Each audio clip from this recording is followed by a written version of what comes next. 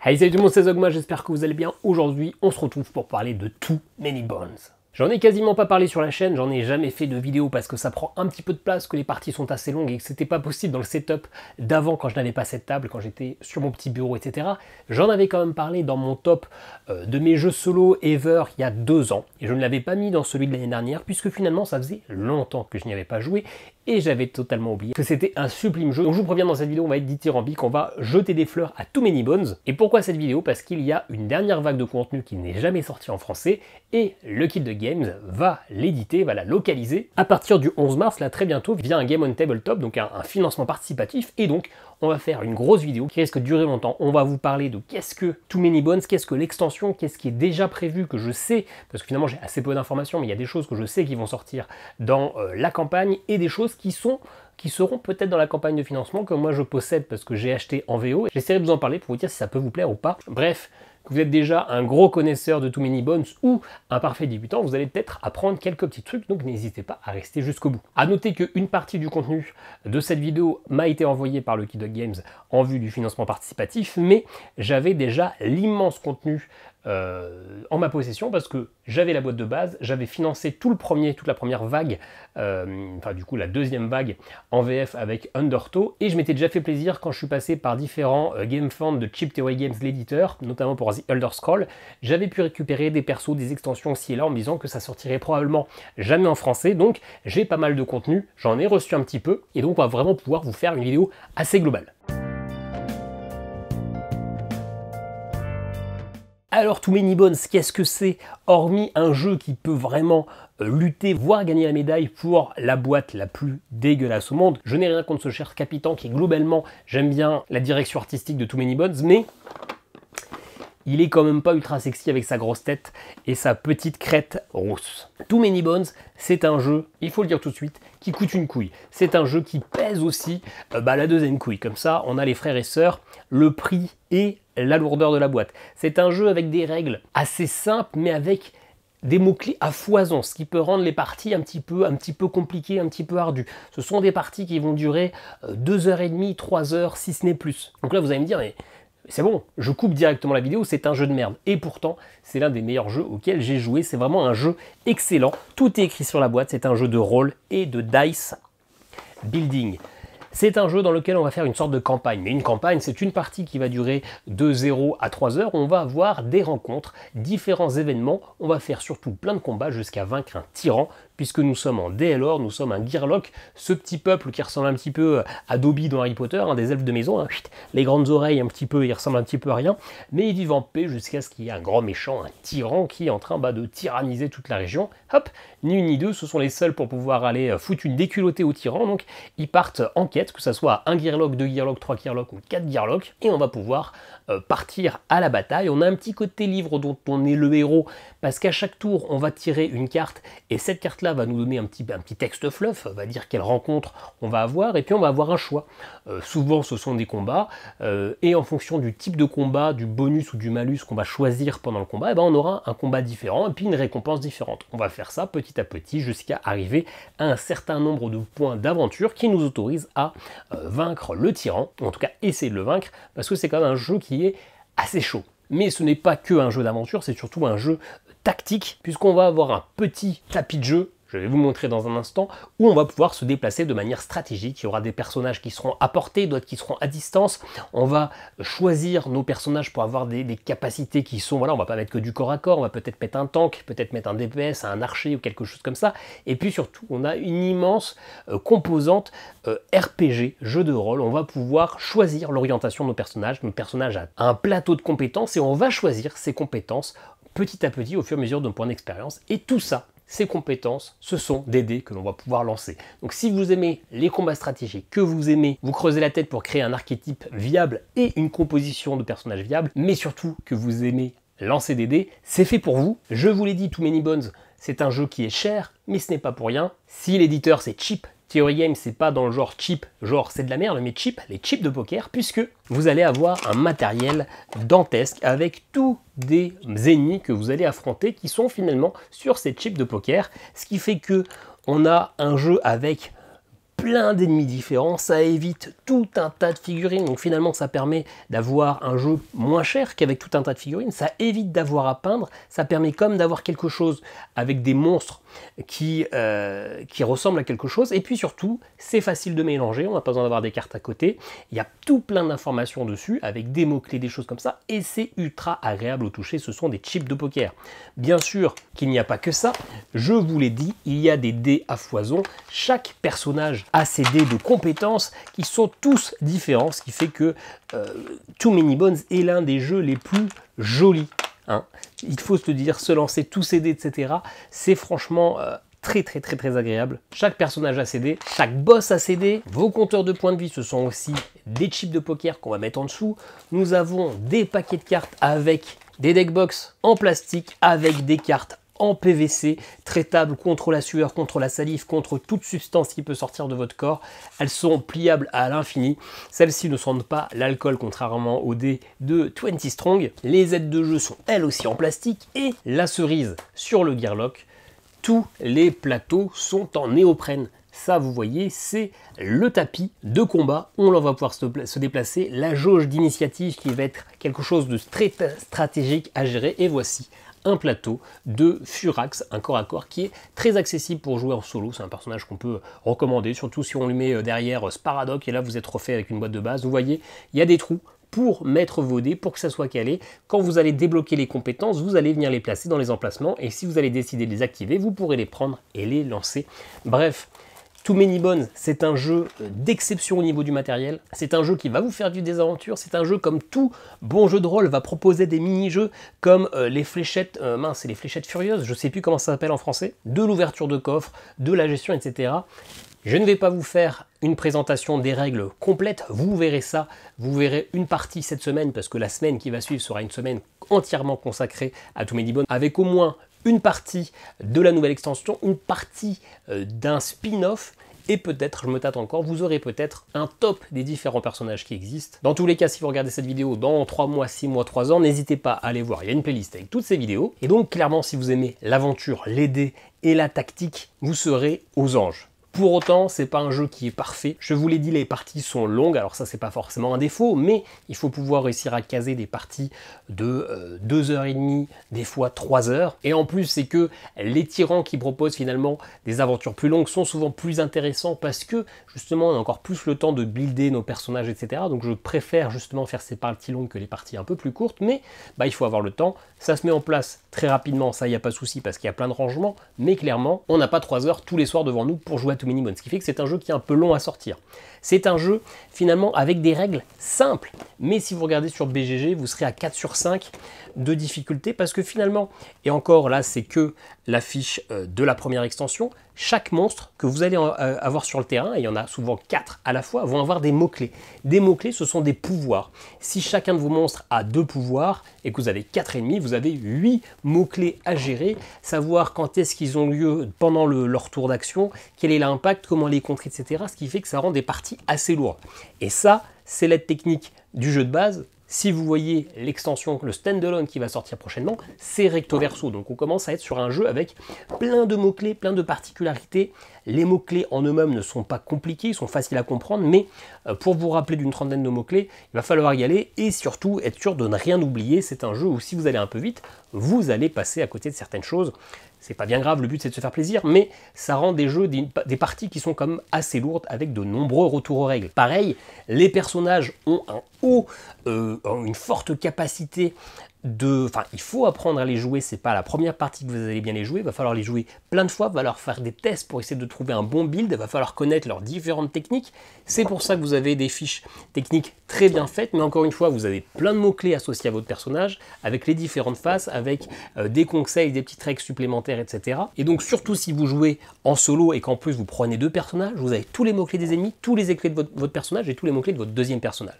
C'est un jeu qui est sublime, qui est magnifique, mais du coup qui est quand même, qui présente une certaine lourdeur, donc il faut être prêt à s'investir, surtout que votre première partie, vous serez nul, et plus vous allez jouer un personnage, plus vous serez meilleur avec ce personnage. Donc ça demande vraiment de l'investissement. Pour autant, ça reste un jeu comme simple au niveau des règles. Les règles de base, vous ne les oublierez pas d'une partie à l'autre, c'est juste que vous devrez souvent faire des retours aux différents mots-clés pour bien comprendre ce qui se passe. Et finalement, le plus gros défaut de ce jeu, avant de parler de ce qui va sortir très prochainement, c'est que je trouve que le jeu n'est pas si équilibré que ça. Entendons-nous, le jeu est dur, ça c'est pas un souci, on veut du challenge, c'est ce qui nous donne envie de progresser, mais à mon sens, il y a quand même des configurations qui sont bien plus simples que d'autres. Sans parler des personnages, sans parler de la symbiose entre certains personnages, vous avez la manière dont vous allez créer les files d'attente des ennemis pour vos combats, c'est que vous allez prendre finalement le numéro du jour où vous êtes dans l'aventure, donc les aventures vont aller de 1 à 10 jours, et vous allez faire une multiplication du nombre de gearlocks que vous utilisez. Donc si vous êtes au jour 8 et que vous utilisez 2 gearlocks, ça fait que vous devez créer une file d'attente de 16. Vous avez des ennemis, 3 types d'ennemis dans la boîte de base, enfin avec des sous-catégories, mais certains qui valent 20, certains qui valent 5 et certains qui valent 1. Donc si vous voulez faire une file d'attente de 16, vous pouvez toujours prendre les plus forts. Donc vous prenez 3, 5 et un 1. Ce qui veut dire que vous allez affronter ce jour-là 4 ennemis. Il n'y aura toujours que 4 ennemis maximum. Si on a plus, eh bien, ils attendront leur tour. Ils attendront qu'il y ait une place de libre sur le plateau pour arriver à la manche d'après. Donc là, vous aurez 3 ennemis, dont 3 qui sont finalement d'une difficulté moyenne. Ce ne sont pas les gros chiants, mais ce n'est pas les plus simples. Vous devrez affronter ces 4 ennemis à la fois, alors que vous ne serez que 2. Alors que finalement, si vous jouez à 4 gearlocks, vous ferez 8e jour x 4, ça fait 32, si je dis pas de bêtises. Vous allez donc faire une file d'attente avec un monstre de niveau 20, 2 monstres de niveau 5 et 2 monstres de niveau 1. Vous aurez toujours comme que 4 ennemis, 1 de 20, 2 de 5 et 1 de 1. Donc vous allez lui dire, oui, c'est plus compliqué, mais vous êtes 4 personnages. Vous êtes 4 personnages avec du coup des effets qui vont aller en symbiose, qui fait que vous allez plutôt pouvoir... Il y a des ennemis qui vont attaquer les plus faibles, d'autres qui vont attaquer les plus forts, mais du coup, quand vous avez des égalités, c'est vous qui départagez qui est le plus fort ou qui est le plus faible. Donc vous allez finalement pouvoir mieux répartir les dégâts. Vous allez pouvoir essayer d'aller attaquer plusieurs ennemis en même temps, ou focus très rapidement sur un tour un gros ennemi pour qu'il soit, pour votre ennemi qui a 20 de puissance, si vous êtes avant lui sur la barre d'initiative, vous avez le temps de le dézinguer. Du coup, c'est un jeu qui finalement, à 4 joueurs, même s'il y a un scale, un échelonnage au niveau, un étalonnage au niveau de la difficulté qui est quand même, je trouve, plus simple à 4 qu'à 2 joueurs. Il est plus simple à 4 qu'à 3, qu'à 2. Le solo est un peu différent parce que les cartes aventure, les événements qui vont arriver sont des cartes spécialement pour le solo, donc twist un petit peu. Donc je ne peux pas dire que le solo est plus compliqué que le 2 joueurs. Je trouve peut-être... Ça dépend les personnages, parce qu'il y a des personnages qui sont faits pour jouer en solo, d'autres qui sont impossibles de jouer en solo, hein, ceux qui sont surtout là pour faire du heal ou des debuffs, etc. Ceux-là, ils sont injouables en solo. Mais le mode solo est un peu à part. Mais clairement, ça prend un peu de place, ça prend déjà beaucoup de charge psychologique, donc quand vous jouez tout seul, vous allez jouer à 2 personnages, vous n'allez pas jouer à 3, vous n'allez pas jouer à 4, ça rajoute du temps de jeu, ça rajoute de la place sur la table, ça rajoute de la nécessité d'aller chercher finalement les mots-clés, de se concentrer, de bien jouer. Mais voilà, il faut se le dire, à 2 joueurs, c'est plus compliqué qu'à 4 joueurs, et c'est pas tellement le problème que ça soit plus compliqué, c'est que du coup le jeu est quand même déséquilibré à 4 joueurs, c'est plus simple qu'à 2 joueurs. Pour autant, ça reste un vrai plaisir, ça reste parfaitement jouable, ça reste gagnable, surtout que le jeu a plusieurs niveaux de difficulté. Le mode de difficulté de base est considéré comme le mode de difficulté légendaire et il vous propose 2 autres niveaux de difficulté. Moi, je vous avoue que comme j'y joue, je n'y avais pas joué depuis plus d'1 an, je me suis remis, là j'ai fait une dizaine de parties, j'y ai rejoué finalement plutôt en mode facile, c'est-à-dire qu'on gagne, on a 2 points de vie supplémentaires et on commence avec 1 point d'expérience. C'est tout ce que ça change, mais 2 points de vie, finalement, c'est déjà énorme. C'est comme si vous commenciez finalement avec 2 niveaux. De plus, ça permet d'être un peu souple et de parfaitement pouvoir profiter. Mais voilà, clairement, il y a certains tyrans qui, à 2 joueurs, sont quand même sacrément compliqués, alors qu'à 4, c'est plus gérable. Maintenant que ça fait bientôt 20 minutes qu'on parle de Too Many Bones, et que je vous le dis, malgré que ce sont des parties longues, avec beaucoup de mots-clés, et des fois des parties à 2 joueurs qui sont plus compliquées que des parties à plus, c'est un jeu que je trouve vraiment merveilleux, qui nous fait vivre une aventure, et donc c'est clairement un jeu que m'adore, c'est même plus que ça. J'avais vraiment oublié à quel point c'était bien, là j'ai reçu la nouvelle extension il y a 10 jours, et j'étais content d'avoir de l'avance, parce que là je pars à Cannes dans les vidéos, pour pouvoir en profiter plein pot, et je ne fais que ça depuis 10 jours. Eh bien, je sais plus ce que je disais parce que j'ai rangé la boîte depuis, mais forcément, comme tout jeu qui fonctionne plein pot, ils ont sorti une autre boîte de base, un standalone qui se joue tout seul. Vous n'avez pas besoin de cette boîte-là qui s'appelle Undertow. Ça, c'est sorti en français. C'est sorti officiellement en français cette année, mais le financement était au mois de juin, mais le financement était à l'année d'avant. Et donc là, sort en français Unbreakable, la dernière et ultime boîte de Too Many Bones. C'est pas ultra officiel, mais je crois que ça l'est quand même. C'est annoncé comme la dernière, l'ultime mouture de Too Many Bones. Encore une fois, c'est une version standalone. Vous avez du contenu pour pouvoir jouer. Les contenus sont plus ou moins mélangeables, on y reviendra. Mais en tout cas, vous n'avez besoin que de ça si vous voulez vous lancer dans l'aventure. Alors, qu'on se dise tout de suite, Unbreakable, c'est annoncé comme, par les développeurs, par l'éditeur, dans les règles de jeu, comme la version la plus aboutie, la plus ultime et qui est plutôt destinée à des joueurs, des connaisseurs de Too Many Bones. Le jeu est peut-être moins conseillé pour des joueurs qui découvrent. Là où Too Many Bones est plutôt ok, et Undertow, pour certains tyrans, sont un peu plus accessibles. Mais en pratique, si c'est celui-là qui vous botte, que les petites subtilités, les petites mises à jour, vous bottent, il n'y a aucun souci, allez-y. Moi, j'ai gagné aucun combat contre des tyrans, mais parce que je suis quand même globalement plutôt nul, mais j'ai pas trouvé le jeu vraiment plus dur que les autres. Alors du coup, Unbreakable, ça propose quoi? Finalement, ça propose une toute nouvelle aventure. On va aller au niveau de ce volcan qui s'appelle le Break. On va essayer d'aller l'explorer parce que il y a une nouvelle menace qui va arriver. Vous le voyez avec la boîte. Si Undertow, on était plutôt sur un univers un peu marin et Too Many Bones un peu forestier, là, on est dans un univers sombre, un univers de volcan et donc forcément, on aura un nouveau type d'ennemi. Vous n'allez rien voir du tout, mais on a les troglodytes qui vont forcément être résistants à tous les inconvénients de ce volcan. Et le principal, c'est celui-ci, ce tableau de combat, plutôt comme ceci. Non, ce n'est pas ma fille qui s'est amusée avec des ciseaux. S'il est troué, c'est pas non plus pour mettre des canettes de bière, c'est que la nouvelle mécanique, c'est celle qu'on est sur des volcans. Donc ils sont troués parce qu'il y a des chips de poker qui se mettent à la vitesse d'un éclair. Hop, vous voyez que ça glisse, ça rentre, et il m'en manque. Tac, tac, tac. C'est pas chiant à mettre du tout. Si vous les retirez, ça se retire en 2 secondes. Vous avez un volcan avec du sol qui est normal. Mais il y a des effets qui vont faire que peut-être, hop, ça va se retourner côté lave. Et du coup, si vous finissez votre tour sur de la lave, vous allez prendre des dégâts. Forcément, le jeu va devenir encore un peu plus stratégique, peut-être un peu plus compliqué. Alors, vous finirez jamais avec un sol totalement en lave. Là, c'est juste pour vous montrer que c'est pas chiant à retourner, que ça se fait super facilement. Et du coup, les ennemis, eux, vont abuser de cette lave. Ils vont sans cesse retourner les chips de poker pour que ça devienne la lave. Ils vont être immunisés aux dégâts de lave, tous ces ennemis troglodytes. Si vous avez un troll qui se traîne par là, lui, il va se faire cramer l'anus, il n'y a pas de souci. Mais les troglodytes, eux, ils sont immunisés. Ils vont d'ailleurs parfois même récupérer de la vie quand ils sont dessus, ou alors être impossibles à target, à cibler. Donc ça crée tout un pan stratégique, toutes des mécaniques supplémentaires. Ça crée également tout un pan de cartes, des cartes aventures qui sont, je trouve pour le coup, alors j'ai assez peu joué à Undertow, j'avais surtout joué à la boîte de base, c'est vrai que j'ai un peu fait l'impasse sur l'extension du milieu, mais je trouve les aventures franchement plus poussé, c'est-à-dire que c'est toujours des combats, mais les idées des combats, les mises en place, les petits malus, les petits bonus pour nous faire, il y a clairement une carte qui est, on pose l'anneau et il faut qu'on aille le brûler dans la montagne du destin, il y a des niveaux qui vont être avec des... Enfin, je peux pas vous spoiler parce que les cartes découvrir les cartes fait partie du plaisir, la pression de vivre une aventure. Parce que finalement, on va faire que 10 rencontres dans une partie. C'est assez court, mais pourtant, alors que ce n'est pas un jeu à campagne, on aura l'impression de vivre une aventure. Et là, je trouve franchement les cartes aventure encore plus poussées, encore plus folles. En plus, il y a toujours plein de clins d'œil, il y a toujours plein de petits humours, etc. Et je trouve ça, ces cartes, franchement merveilleuses. Il y en a plus. Pour ceux qui n'avaient pas joué à Undertow, mais qui avaient joué à la boîte de base, au départ, les premiers jours sont des jours plus tranquilles, histoire d'avoir un peu de stuff, un peu d'expérience, de pas tout de suite rentrer dans le dur, parce qu'il y a des cartes, quand vous les prenez, du coup, dès le début, elles sont sacrément chaudes, alors qu'en fin de partie, ça peut être un peu plus simple à gérer. Donc pour vous éviter de vous mettre un gros boss au premier jour, il y a quelques jours d'entraînement. Le problème de la boîte de base, c'est qu'il y avait 3 jours, J1, J2, J3, qui étaient toujours les mêmes. Avec Undertow, ils ont changé ça, ils ont proposé plus que des J1 et des J2, mais le J1 était composé de 6 cartes, et le J2 de 6 cartes différentes. Donc vous pouviez mélanger, avoir des mises en place un peu différentes, ce qui n'était pas le cas dans le Too Many Bones de base.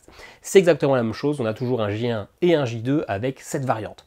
On a donc des nouveaux ennemis, des nouvelles cartes de début, des nouvelles phases d'aventure, on a des nouveaux tyrans qui sont toujours aussi excellent, toujours avec des petites mécaniques originales. Et on a 2 nouveaux persos. Alors oui, c'est moins que dans la boîte de base, la vraie boîte de base qui comprend 4 persos.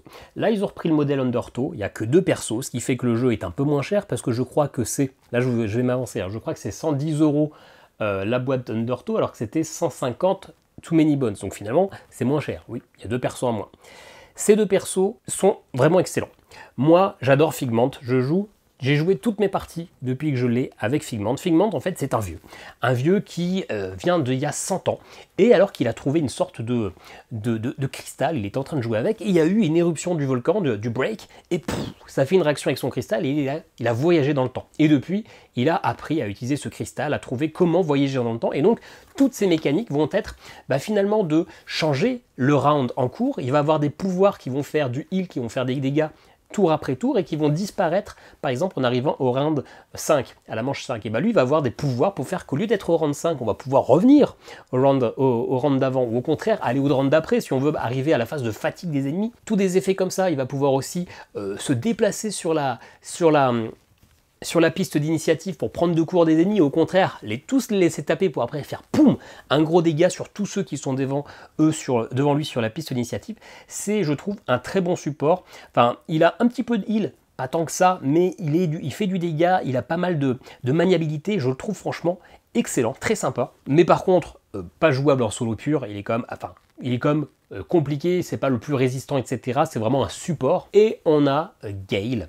Alors là, ce sont les noms anglais, je ne sais pas comment ils seront traduits, moi j'ai eu des versions anglaises. Gale, et finalement c'est un peu Terminator, quoi. Enfin, Terminator, oui. Elle a eu un accident, et puis son maître finalement lui a rajouté tous des éléments bioniques, un bras, une fausse jambe, etc. Et donc, elle va pouvoir débloquer ces améliorations qui vont lui permettre finalement de...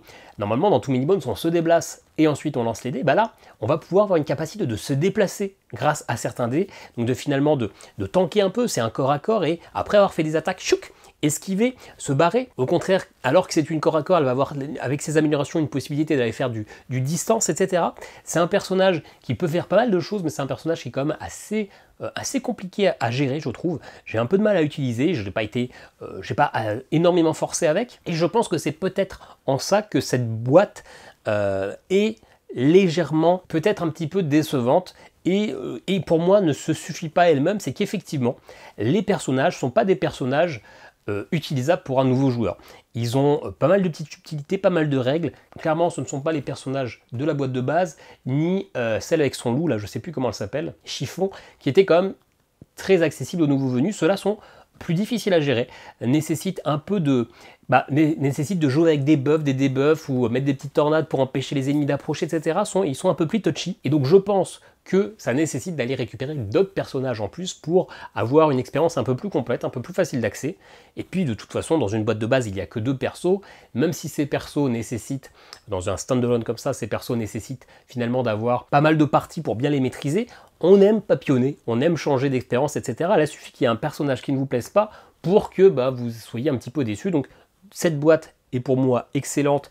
Les aventures qu'on nous propose sont beaucoup plus poussées que dans le jeu de base, au niveau des propositions de combat, des petits trucs un peu loufoques pour varier le plaisir, mais les personnages ne sont pas des personnages à la portée de tous, sont un peu durs à utiliser, donc soyez prévenus. Globalement, on a fait le tour des nouveautés d'Unbreakable. Bien sûr, il y a 2 petits mots-clés supplémentaires.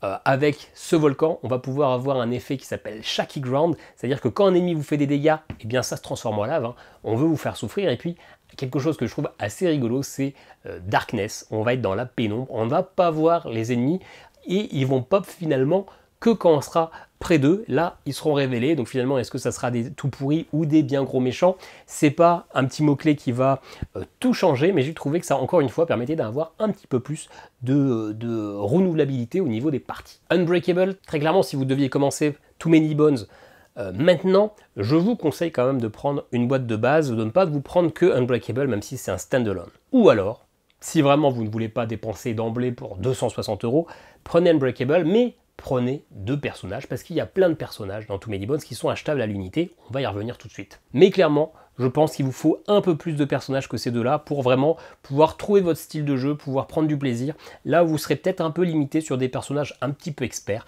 mais sinon, l'aventure, les tyrans, l'expérience qu'on vous propose est toujours aussi sublime. Après 3 boîtes et plein de contenu, Too Many Bones n'a toujours pas perdu de sa superbe. Et Too Many Bones, à chaque fois qu'il y a des nouveaux standalone, sort avec plein d'extensions. Là, je vais vous parler des extensions qui, je suis à 100% sûr, seront proposées dans le financement participatif parce que Lucky Duck m'a envoyé une boîte. Donc s'il me les envoie, ça veut dire que ça en fera partie. Les premières s'appellent 40 Caves in Daylor. Forcément, ça sera traduit en français. C'est une petite boîte qui va quand même coûter une trentaine d'euros, forcément, qui tout simplement vous propose des nouveaux ennemis, vous propose des nouvelles cartes d'aventure et va vous proposer des petites cartes, des petites variantes pour les boss, non pas du boss en lui-même, mais des rencontres que vous allez pouvoir faire tout au long de votre aventure. C'est un peu de more of the same, un peu plus de la même chose. C'est pour avoir un peu plus de contenu. Et j'ai trouvé certaines cartes d'exploration, d'aventure, de rencontre de cette boîte totalement géniale. D'ailleurs, je pense que c'est là-dedans qu'il y a la petite parodie de Seigneur des Anneaux. Très sincèrement, c'est pas indispensable, vous aurez déjà bien assez de contenu, mais franchement c'est un vrai plaisir d'avoir toujours plus de variations dans vos parties. Mais même si ça propose 40 cartes de rencontre, il y en a déjà 40 je crois dans la boîte de base, donc ce n'est pas indispensable. C'est vraiment un peu plus de si vous aimez vraiment, que vous avez déjà Too Many Bones, foncez. Si vous hésitez, n'hésitez pas, prenez, c'est franchement toujours aussi bien. À ceci près que, une fois que vous aurez retiré les cartes et les ennemis, eh bien ça ne rentrera pas dans la boîte de base, donc vous serez toujours obligé de rentrer, sortir, sauf si peut-être vous faites un autre investissement, mais on y reviendra plus tard.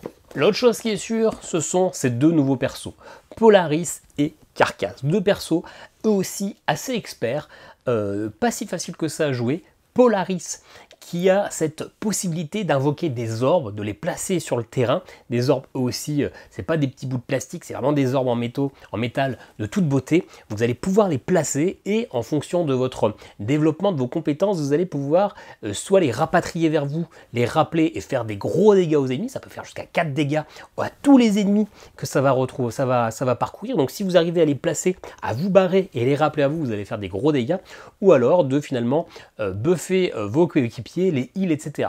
C'est un personnage très fort, mais compliqué à jouer, non pas au niveau de la mécanique, c'est facile, quand vous lancez un type de dé, vous posez l'orbe de manière adjacente à vous, mais pour bien le jouer, parce que les poser, se déplacer, les poser à un endroit stratégique pour que ça puisse faire des dégâts aux ennemis, c'est pas facile. J'ai du mal à le maîtriser, mais clairement, quand ça rentre bien, elle est surpuissante. Carcasse, lui, est original. D'ailleurs, dans la partie que vous verrez mardi sur la chaîne, j'utilise Carcasse et j'utilise Figment d'Unbreakable. C'est l'une de mes premières parties. Je crois que c'était ma 4e partie avec Carcasse. Je le maîtrise encore très mal, donc ça ne sera pas une belle proposition de Carcasse, mais lui finalement c'est un ancien chef qui est devenu survivaliste et du coup à chaque fois qu'il va tuer un baddie, un méchant, il va le mettre sur son crochet, il va le garder sur son petit plateau de jeu et en fonction de ses compétences il va pouvoir utiliser cet ennemi pour faire des dégâts ou gagner de la vie ou faire tout un tas de choses. Donc finalement il va se buffer avec. Et en plus de buffer, il va bouffer parce que c'est un chef cuistot. Donc il va avoir son petit deck à côté et en fonction encore une fois de vos directions sur l'arbre des compétences, eh bien, vous allez pouvoir créer des recettes que vous allez pouvoir cuisiner avec les méchants que vous allez récupérer pour avoir tout un tas de bonus. Lui est un peu plus simple à jouer, un peu plus polyvalent. Comme c'est un corps à corps et qu'il a cette capacité de gagner pas mal de vie en bouffant finalement les monstres qu'il a tués, eh bien il est quand même assez accessible, même si pour bien le jouer, ça va demander encore un petit peu de travail, mais deux propositions très différentes de tout ce qui existe déjà. Ça, ce sont les deux personnages dont je suis sûr qu'ils seront proposés en VF. Tout simplement parce qu'ils font partie de la même vague de financement que le Too Many Bones. C'est vraiment les personnages qui vont à côté en même temps que cette saison. Il y a peut-être d'autres personnages qui seront proposés, on y revient dans 5-10 minutes. L'autre chose que j'ai reçue, Splice and Dice Too Many Bones, c'est une extension. C'est limite, c'est pas un standalone, on peut pas y jouer tout seul, mais c'est un autre jeu. Vous avez une partie, juste pour vous faire plaisir, pour vous donner envie de jouer, pour vous donner envie d'acheter si vous ne connaissiez pas trop le contenu spécial. Il y a des nouveaux tyrans, des nouveaux boss à affronter. Et en vrai, dans ces tyrans, ils sont un niveau au-dessus, non pas forcément en difficulté, mais il y a quand même, pour moi, certains des meilleurs tyrans du jeu qui sont dans cette boîte. Alors c'est une boîte qui va être aux alentours de 60 € si je dis pas de bêtises, donc il va peut-être falloir oubliez ce que je viens de dire parce que le reste du contenu est, je trouve, un peu plus dispensable.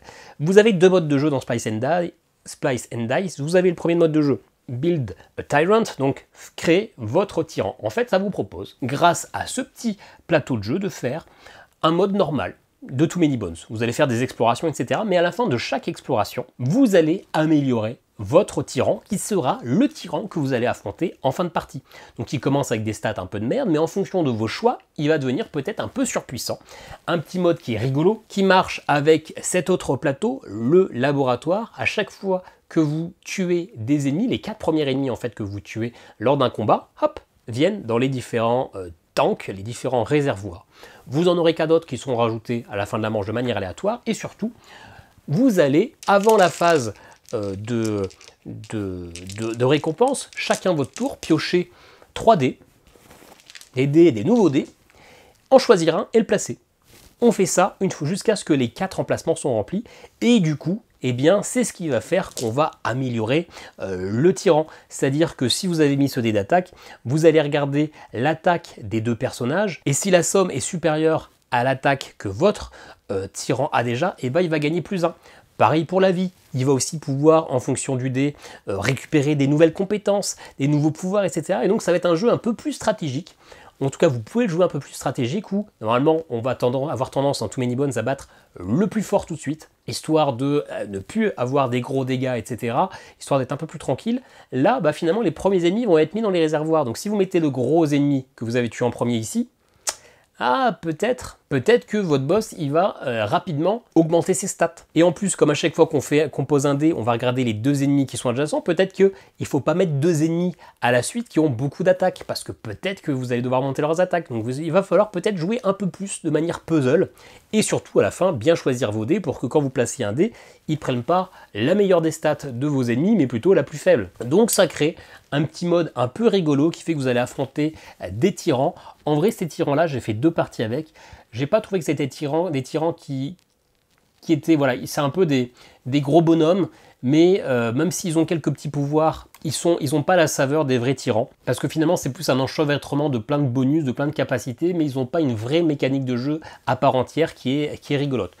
Et puis ça rajoute un petit peu de lourdeur, un peu de longueur dans les parties. Vous avez déjà suffisamment de tyrans, suffisamment de tyrans originaux pour ne pas avoir à rajouter ça. L'autre mode, le vrai mode, celui qu'on peut appeler Splice and Dice, mais en fait il ne s'appelle pas du tout comme ça, il s'appelle NAP, donc Nobulus Apprenticeship Program, donc le programme des apprentis de Nobulus. Nobulus, c'est ce mec-là qui est un savant fou, qui va se barrer très loin pour essayer justement de créer le tyran le plus parfait pour justement l'avoir de son côté et aller affronter les autres ennemis, histoire de sauver Daylor et sauver les Gearlocs. Vous doutez bien que ce tyran que vous créez va devenir totalement fou et c'est lui qui va ensuite semer la terreur sur Daylor. C'est pour ça que vous allez l'affronter dans votre partie Build a Tyrant. Dans les parties NAP, vous allez avoir un jeu de cartes et votre but, ça va être d'améliorer votre tyran, non pas le rendre relativement faible parce que vous allez affronter, mais au contraire devenir le tyran le plus fort parce qu'il va affronter en fin de partie le proto-tyran qu'a fait Nobulus. Et si vous, les apprentis, vous avez fait un meilleur tyran que lui, vous avez gagné. Et ça vous propose un jeu de cartes avec finalement la plupart du contenu de Too Many Bones, vous le virez, hein, vous allez juste garder globalement les ennemis et vous jouez avec ces cartes, ça va être des contrats, des requêtes, etc. À chaque tour, vous allez pouvoir soit piocher des dés, soit les placer sur les cartes, soit piocher des ennemis, soit les placer sur les cartes pour essayer de valider certaines quêtes qui, s'ils ne sont pas validées, vont vous donner des malus, ou alors validés vont vous donner des bonus, et vous allez les placer là, de la même manière avec les dés, et à la fin du tour, à la fin du jour, vous résolvez tout ça pour essayer d'augmenter les caractéristiques. À la fin du 6e jour, vous allez affronter le proto-tyran, donc vous allez jouer avec vos tyrans, qui va peut-être d'ailleurs faire appel à des baddies, à des ennemis, et non, vous n'allez non plus jouer des Gearlocs, mais vous allez vraiment déplacer ce tyran sur le plateau contre un autre tyran. Ça fait des combats un peu n'importe quoi, parce qu'ils ont des combos de compétences, etc. Ça crée des trucs un peu fous. C'est fun, c'est rigolo. En vrai, quand je joue à Too Many Bones, j'ai envie de jouer à Too Many Bones, j'ai pas envie de jouer à ça. Là, on a un jeu de cartes qui va nous prendre 1 heure, puis après, on est obligé de sortir du matériel pour faire un seul combat. C'est original, c'est vraiment original, mais c'est vraiment un jeu à part entière. Clairement, moi, je vous conseille pas tant que ça d'acheter cette boîte-là. Les tyrans qui sont dedans sont cool, les 2 modes de jeu sont rigolos, mais c'est pas le jeu auquel j'ai envie de jouer, c'est pas mon Too Many Bones. Donc, sauf si vous voulez faire du all-in parce que vous voulez avoir tout Too Many Bones, ce qui peut totalement se comprendre, moi, je vous conseille de ne pas investir dans cette boîte-là, d'économiser 60 €. S'il y a un autre truc qui est sûr, même si je ne l'ai pas reçu, que je l'avais déjà acheté, parce que moi, à vrai dire, j'étais à peu près sûr qu'aucun contenu de Too Many Bones sortirait, à part peut-être Unbreakable. Du coup, quand j'ai fait différents achats sur Gamephone, etc., je me suis pris la plupart du contenu VO, ce qui fait que j'ai des choses en avant-première. Là, on a le tapis de jeu. Pourquoi je vous dis qu'il sortira forcément? Parce que le premier tapis d'aventure avec Undertow est sorti avec le côté normal et le côté Undertow. Ça sert à quoi ça? C'est juste un compteur de jours. Vous avez une chip de poker qui est ici, que vous allez tourner à chaque jour pour savoir où est-ce que vous êtes dans l'aventure, et bien vous le placez là, et quand vous réussissez des événements, vous gagnez un certain nombre de points d'exploration. Ces points d'exploration, quand vous en avez un certain nombre, vous pouvez affronter le boss. Normalement, vous gardez les cartes l'une à côté des autres pour compter les points. Là, tout simplement, vous pouvez avancer votre marqueur le long du terrain. C'est inutile, mais c'est indispensable. C'est joli sur le plateau, ça permet de mieux voir où on se situe, ça permet d'avoir une belle image de l'endroit où on est. Pour moi, même si c'est, je sais plus, je crois que ça va être 20 €, je me rappelle plus combien ça coûte, même si en soi c'est inutile et que ça prend un peu de place, je ne joue jamais sans. Je trouve que ça rajoute de la saveur au jeu, je trouve que ça permet de plus rentrer dans cet univers et de voir vraiment où est-ce qu'on en est par rapport au boss. Je trouve vraiment que c'est un vrai achat indispensable, même si totalement futile. Maintenant, on va passer sur ce qui va probablement être proposé, parce que c'était proposé dans la première campagne d'Undertow, donc ça m'étonnerait qu'ils ne le rééditent pas, mais rien n'est sûr. Forcément, il y avait plein de personnages. Je vous les montre rapidement, mais je vous ai dit, il y aura peut-être une vidéo dessus. On a le bébé, The Child, l'enfant Gearlock, petite référence au Mandalorien. On a Pépite ou Nugget, on a Farfeuillu, ou je crois que c'est Gilly, on a Static qui s'appelait également Static, on a Mécanoc, on a Fléchette qui s'appelait avant Dart, enfin en anglais, on a également Carter, je sais plus comment il s'appelle, mais voilà, on a plein de personnages qui sont sortis avec Undertow, on en a 6 plus 7 avec l'enfant qui est un petit peu différent, c'est un personnage que l'on va devoir forcément transporter et ramener dans son coin, et quand on l'aura, finalement il aura des petits pouvoirs, donc il faut déjà looter la rencontre et après on va le transporter. Très très sympa. Ces personnages, je vous conseille d'en acheter quelques-uns. Je vous l'ai dit, ça crée la rejouabilité. Pour moi, il vous faut au moins 4 personnages, que ce soit ceux des boîtes de base, hein, vous faites comme vous voulez, mais il vous faut un peu de contenu pour trouver celui qui vous plaît vraiment et pour pouvoir changer un peu vos parties. J'hésite vraiment à vous faire un petit top, parce que finalement j'ai pas 50 parties sur chaque personnage, donc je vais vous donner un avis, mais je vais finalement plus vous les décrire. Je sais que Jeu en carton en a fait une vidéo l'année dernière, et donc finalement depuis il n'y a que 2 nouveaux personnages dont je vous ai parlé brièvement, donc si jamais moi je vous fais pas cette vidéo de présentation des personnages, allez voir la vidéo de Jeu en carton de l'année dernière, il vous les présentera très bien, peut-être même moins que moi, peut-être même mieux que moi, pardon. Oh, lapsus révélateur. Ce qui est sorti aussi en français, et donc qui sera sûrement réédité, c'est 40 jours au Daylore. Je vous ai parlé de 40 Caves in Daylore, et c'est la même chose pour la boîte de base, donc ça propose des nouveaux ennemis et des nouvelles rencontres. Est-ce que tout ça c'est mélangeable pour jouer à Unbreakable? Pour moi non. Pour moi, Unbreakable et ses extensions, sans les personnages, se jouent d'un côté, Too Many Bones se joue d'un côté, Undertow se joue d'un côté. Sur le papier, rien n'empêche de mélanger toutes ces cartes rencontres. Sauf que toutes les cartes rencontres de Unbreakable sont dans un univers de volcan. Vous avez de la roche, vous avez un truc sombre, vous avez certains types d'ennemis, vous avez des événements qui vont jouer avec la lave. Donc si vous jouez avec Godplay Mat Lave et que vous avez mélangé les cartes, ou encore pire, que vous avez mélangé les cartes d'Undertow, qui eux vont souvent se passer sur un radeau avec de l'eau, niveau aventure, niveau ambiance, ça va pas coller. Vous allez avoir des cartes qui vont vous obliger à changer de plateau de jeu, de changer de règles, entre guillemets, et ça va pas coincer. Donc vraiment, pour moi, ce sont tous des stand-alone qui ont une richesse assez folle avec leurs propres cartes et leurs petites micro-extensions. Mais voilà, je vous déconseille de prendre 40 jours et Daylore et de la mélanger dans cette boîte. Je pense que ça va bien avec Too Many Bones, ça va bien avec Unbreakable. Vous pouvez le faire, mais ça va donner des choses un petit peu incohérentes qui vont vous faire sortir de votre partie et qui peut-être vous demander d'aller chercher du matériel que vous n'aviez pas sorti. L'autre truc qui était là et qui va peut-être ressortir, c'est des petites chics de poker, un pack allié pour remplacer les petits compagnons de Mécanoc et de Farfeuillu, pardon. C'est juste du cosmétique, pas grand intérêt, c'est plus pour les collectionneurs.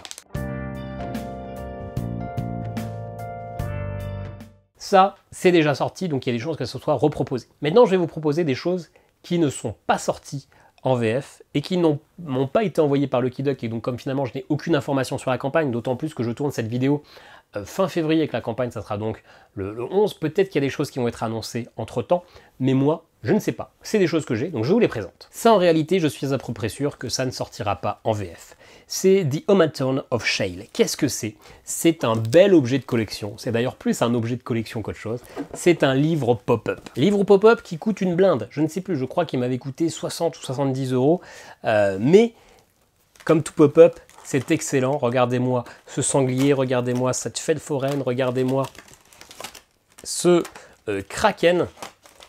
Et puis, en plus de ça, ça vous propose à chaque page, forcément il y a des petits trucs qui bougent, hein, mais ça vous propose finalement des cartes que vous pouvez rajouter à Too Many Bones. Ça vous propose des rencontres, si vous le voulez. Ça suit une aventure et vous pouvez faire les combats, combat après combat. À chaque fois, vous avez ici le petit paquet de cartes avec la rencontre. Je crois même qu'à certains endroits, il y a des nouveaux ennemis, etc. Ça vous propose une aventure que vous pouvez jouer. Oui, là, il y a des petites balises. Et puis, quand vous aviez terminé ça, vous avez au fond de la boîte un petit paquet, une petite boîte avec écrit « Ne pas ouvrir », tant qu'on ne vous y autorise pas. Et là, vous avez un jeu dans le jeu. Vous avez finalement des sortes d'énigmes. Et il y avait une récompense à la clé. Quand 2000 personnes validaient officiellement cette énigme-là et allaient s'inscrire sur le site de Chip Theory Games, il y avait quelque chose d'exclusif de débloqué. Ce quelque chose d'exclusif, c'est Riffle. Riffle est un personnage qui n'a été débloqué que quand il y a eu suffisamment de monde. Et en plus, qui n'est pas achetable tout le temps. Il n'est disponible sur aucun Pledge Manager de GameFound. Même si vous achetez Tezo, vous achetez du All-in, etc., vous n'aurez pas accès. Il est en vente 24-48 heures de temps en temps, tous les trimestres, enfin, il faut suivre un peu l'actualité de Too Many Bones, de Chip Theory Games. Ça, je suis du coup quasiment sûr que ça ne sortira pas en France, puisque justement, c'est un événement. Il n'est pas disponible tout le temps, même dans la boutique VO, même sur les Pledge Managers, donc je ne pense pas qu'il soit disponible en VO. Pourtant, Riffle, c'est un personnage assez fou, assez rigolo. Son surnom en dessous, c'est The Enigma. Hein. On peut un peu le comparer à un Gambit d'un Marvel. Vous voyez, en plus de ses dés, il n'a que 10 dés. C'est un peu 10 dés dice, quoi. Il a un paquet de cartes. Et vous voyez comment cette boîte est magnifique. Les cartes le sont tout autant. Alors bien sûr, on est toujours sur de la carte en PVC, mais regardez-moi ce dos de cartes. J'ai envie de jouer à Régicide avec ce paquet-là. C'est magnifique. On a du coup, à la place des monstres, des valeurs, là, des figures, vous verrez rien avec les reflets, mais ce paquet de cartes est magnifique, est en PVC. C'est le meilleur paquet de cartes Régicide ever. Le matériel est fou et les mécaniques de gameplay sont assez originales. Franchement, c'est un personnage qui est très très cool, mais je pense qu'il ne sera pas disponible pendant ce financement participatif. Mais si c'est le cas, foncez, parce que franchement, c'est assez exclusif. Un autre truc, je pense que ça ne sera pas disponible parce que ça coûte très cher et je suis pas sûr qu'il y ait un grand public, c'est les Gearlock Miniatures. C'est une boîte de figurines. En fait, vos Gearlocks sont représentés par des chips de poker. Je vous ai dit que c'était parfait parce que ça permettait de ne pas avoir de figurines, de réduire le prix, de réduire la place, d'éviter d'avoir à les peindre, que c'était parfait. Et pourtant, du coup, malgré ça, j'ai acheté les petites figurines. Ça aussi, c'est un truc qui coûte une couille. Il y a, je crois, 22 figurines, une pour chaque Gearlock et éventuellement leur pet. Vraiment le côté collectionneur. Et en fait, c'est super bien fait parce que c'est aimanté. C'est-à-dire que cette figurine qui est en métal, je ne sais pas quel type c'est de métal, mais si je me prends ça sur le pied, franchement, je douille, et ben, hop, c'est aimanté, ça tient super bien, hein. Il n'y a aucun souci là-dessus, et du coup, vous pouvez mettre ça sur votre chip de poker, et ça donne un petit peu de 3D au niveau de votre plateau. C'est du métal, donc je ne suis pas sûr que c'est peignable, en tout cas, je ne vais pas m'y aventurer. C'est rigolo. Je joue toujours avec parce que je les ai. Mais bon, là, basket, oui, voilà, c'est basket en anglais. Comment ils l'ont appelé Carter, oui, c'est basket en anglais. Basket, il est vachement reconnaissable parce que c'est un gros robot. Mais quand vous prenez par exemple Carcass qui est ici, et je sais pas, Figment, alors bien sûr qu'on voit la différence. Il y en a un, il a un bâton, et l'autre, il a une épée, mais ça reste toujours un peu bronze, etc. On voit pas tant que ça la différence, et ce qui va nous aider à faire la différence, c'est vraiment la couleur et la tête qu'il y a sur le chip de poker. Donc c'est un petit peu de lexification, c'est rigolo. Je suis pas déçu de les avoir, ça permet de pimper un peu un jeu que j'aime beaucoup. Mais en vrai, si je les avais pas achetés, eh ben je pense que j'en serais pas mort. C'est clairement pas un achat que je vous conseille tant que ça, c'est très cher pour une très légère plus-value. voire 0 plus-value. Bien sûr, vous faites toujours ce que vous voulez, hein, mais moi je vous donne mes conseils, histoire d'avoir un peu un panier malin. Deux autres choses qui seront probablement dispo, ça pour le coup moi je les ai toujours pas ouverts. Oh d'ailleurs on a oublié un truc, bon c'est pas grave. 40 Waves in Daylor, on a le 40 Case qui sera annoncé, qui est sûr, on a le 40 jours, il n'y a aucune raison qu'il n'y ait pas le 40 Waves, qui est le pendant pour Undertow, ça sortira, c'est sûr et certain, donc encore une fois, quelques cartes rencontres, quelques cartes, quelques ennemis, qui permet d'avoir plus de variété dans vos Undertow. Pour moi c'est un achat qui vaut clairement le coup. Rage of Tyranny, c'est vraiment pour les experts, c'est-à-dire que vous avez déjà tué tous vos boss. Alors je crois pas que ça soit jouable avec Unbreakable, non voilà, c'est pour le jeu de base et Undertow. Vous avez déjà tué tous vos tyrans, vous êtes super à l'aise, et ben ça vous propose des variantes de ces tyrans un peu plus costauds. C'est un peu le mode héroïque suprême, Godmaster. Voilà, vous avez des variantes pour changer un petit peu vos tyrans que vous connaissez, les rendre encore un petit peu plus dangereux. Clairement, je suis très loin d'être au niveau pour jouer avec ça, donc c'est vraiment pour les gros hardcore. Mais si vous débutez Too Many Bones, vous pouvez aussi hop, le squeezer. Dans les trucs inutiles, mais qui seront sûrement là, parce que ça, c'était dispo, eh bien on est à ces deux autres petits boosters là.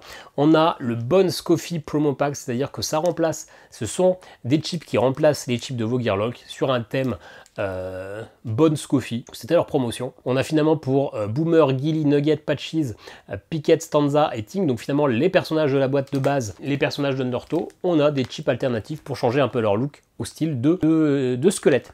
Et puis on a 3 cartes crossover, on a 3 cartes qui correspondent finalement aux autres jeux de Chip Theory Games, c'est 3 cartes de loot qui sont des références à leurs autres jeux. Donc là on a The Convoluted Hummingbird, je ne sais pas du tout à quel jeu ça fait, peut-être Cloudspire. On a Command Module qui fait probablement référence à ce jeu là avec les mechas qu'ils ont. Et puis on a Dusk Breaker, ça c'est facile parce que la citation qui est en dessous c'est écrit Beth Esda. Donc c'est en rapport avec The Elder Scroll. Bon, 3 petites cartes clairement. Ça aussi c'est du dispensable, hein, c'est les petits bonus Kickstarter, etc. On a envie de tout acheter quand on est devant la truc, mais il faut rester un petit peu sérieux. Et le dernier truc, mais en fait ça sera l'avant-dernier parce qu'il y a quelque chose que j'ai oublié de sortir. Le dernier truc qui n'est pas annoncé, mais je vois mal pourquoi il ne sortirait pas avec cette campagne, c'est Lab Rats, les rats de laboratoire. Ça sera finalement Riffle, c'est sûr que vous ne l'aurez pas. C'est une certitude absolue. Je serais surpris qu'il y soit. Mais ça serait étonnant. Ça serait finalement le seul personnage qui manquerait en plus de Riffle, qui est vraiment ultra rare, etc. Lab Rats propose une mécanique assez originale. Vous avez 4 rats de laboratoire. Vous commencez avec 2. Et vous allez choisir hein, ce que vous voulez. Et du coup, eh bien, quand vous dépensez vos bones, bref, une certaine ressource que vous aurez grâce à vos dés, eh bien, vous allez pouvoir débloquer un 3e et un 4e personnage. C'est la première fois dans Too Many Bones qu'on peut avoir 4 personnages en jouant un seul personnage. On a déjà Stanza avec son loup, on a déjà Fléchette avec son sanglier. Là, on peut avoir 4 personnages. C'est pas le mode facile pour autant, parce qu'ils sont tous assez frêles et ils ont tous des effets. C'est plus un peu, il y en a un qui va être un buffer, l'autre un débuffer, l'autre qui va faire des dégâts, l'autre un peu de hit.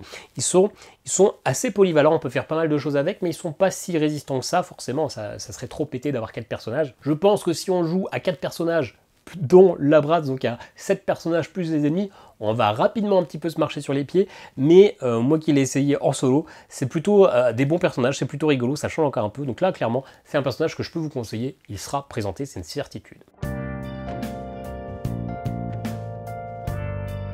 Il reste une dernière extension qui est sortie avec Undertow, qui sera du coup probablement redisponible, j'ai oublié de la sortir, dans le jeu de base, enfin pas dans le jeu de base justement, dans les Undertow et Unbreakable, dans les nouveaux standalone, vous avez un mode campagne. C'est-à-dire que si vous allez affronter un boss en X jours, eh bien c'est pas terminé, vous récupérez une carte épilogue qui va vous donner un petit bonus, parfois un petit malus, parfois récupérer le débonus de l'adversaire, et ça va vous proposer d'aller affronter jusqu'à 3 autres boss en rajoutant finalement quelques jours supplémentaires, ce qui permet de vraiment se stuffer, d'augmenter vraiment notre personnage, devenir de plus en plus fort et faire une grosse partie avec quand même quelques petits effets liés aux cartes épilogues, donc vous n'aurez pas que des malus, vous ne serez pas surpuissant, mais c'est un mode campagne finalement pas si imaginatif que ça. Eh bien, il y a une extension qui, moi, est toujours sous blister parce que je n'ai jamais pris le temps d'y jouer. Il s'agit de l'ère de la tyrannie qui va vous proposer finalement un mode campagne. Donc même si c'est sorti finalement en même temps qu'Undertow, c'est jouable parfaitement avec Unbreakable, ça vous propose d'enchaîner jusqu'à 7 tyrans. Mais à la fin d'un boss, comme pour le mode campagne de base, vous allez avoir une carte épilogue avec des petits bonus, etc. Mais surtout, vous allez avoir des cicatrices, vous allez avoir des séquelles, vous allez avoir des vrais gros malus de votre précédent combat, qui va faire que ça va pas être un mode de jeu où vous êtes de plus en plus fort et que ça va être de plus en plus facile de battre les boss. Ça va être un jeu qui finalement vous permet de garder une certaine quantité de vos compétences, mais d'avoir aussi des vrais gros malus, des vraies grosses lacunes. Parfois, vous ne pourrez plus changer votre valeur d'attaque, donc vous serez un petit peu limité, vous aurez une valeur d'attaque de base, comme si finalement vous avez pété un bras, que vous avez des vraies séquelles de ce combat. Ça vous propose finalement de faire vraiment plusieurs boss d'affilée, mais sans devenir ultra puissant, ultra pété. C'est vraiment un mode campagne qui rajoute un tout petit peu de narration, mais c'est un peu léger, mais qui permet finalement d'enchaîner les combats sans avoir un jeu trop facile. Pourquoi c'est toujours sous blister? Parce que clairement, quand j'ai battu un boss, déjà, il est temps d'aller se coucher, et en plus, ça n'arrive pas tous les jours, donc je suis très loin d'aller enchaîner 7 combats d'affilée, même si on a des vrais bonus, on peut des fois récupérer l'arme de l'adversaire, etc. Donc, c'est pas que c'est de plus en plus dur au fur et à mesure, mais je suis clairement pas au niveau pour jouer à l'ère de la tyrannie. Clairement, c'est aussi un jeu pour les gros experts, une extension pour les gros experts. Je ne pense pas que ça soit indispensable pour débuter tout Minibots. Voilà, je pensais pas tourner une vidéo d'1 heure. Je m'étais dit sur mon planning ça va me prendre 1 heure. Ça me prend plus d'1 heure. Too Many Bones, encore une fois, c'est un jeu de folie. C'est un jeu qui coûte cher. 110 € pour une simple boîte avec 2 personnages. Clairement, pour moi, ça vaut le coup parce que vous avez des heures de plaisir, vous avez une vraie variété, vous avez une vraie profondeur, vous avez du plaisir tactile, mais c'est un vrai prix. Donc, sauf si vous avez le craquage, parce que mamie vous a laissé son héritage, le all-in, ça me paraît, un all-in, je crois qu'on est à 400 ou 500 €, je ne sais plus à combien on est, même peut-être plus que ça. Mais faites-vous plaisir quand même, soyez pas pingres, prenez 1 ou 2 personnages supplémentaires pour varier les plaisirs, prenez en fonction de votre standalone la petite boîte qui va avec pour vraiment rajouter de la variété à vos parties. Et puis voilà, partez là-dessus, choisissez la boîte de base, choisissez Undertow et son contenu, choisissez Unbreakable avec son contenu, mais faites-vous un petit peu plaisir quand même, prenez des personnages, ça fait plaisir du jeu, de découvrir ces personnages, d'apprendre à les maîtriser et de changer d'une partie à l'autre, de trouver les bonnes combos qui collent ensemble. Mais si vous hésitiez sur Too Many Bones, franchement n'hésitez pas, c'est un pur jeu, si vous êtes prêt un petit peu à vous investir. Voilà pour cette vidéo, n'hésitez pas à partager, à commenter, dites-moi ce que vous pensez de tout ce que j'ai dit, partagez votre amour sur Too Many Bones. Cette semaine, il y aura donc une partie avec Figment et Carcass sur la chaîne. Il y aura également une partie de Splice and Dice. Pour l'instant, je ne suis pas assez encore expert, mais entre aujourd'hui et le moment où sortira la vidéo, eh bien, j'aurai le temps de faire quelques parties et de vous en présenter une partie pour que vous puissiez voir si c'est un mode de jeu qui peut vous plaire, même si moi, j'aurais tendance à vous le déconseiller. Et puis peut-être que si j'ai la motivation et que si vous me le dites plus en commentaire, eh bien, je vous ferai une présentation globale, un top des personnages pour savoir dans lesquels il faut acheter pendant cette campagne. Allez, moi je vous dis à très bientôt, j'espère que ça vous aura plu. Ciao, ciao!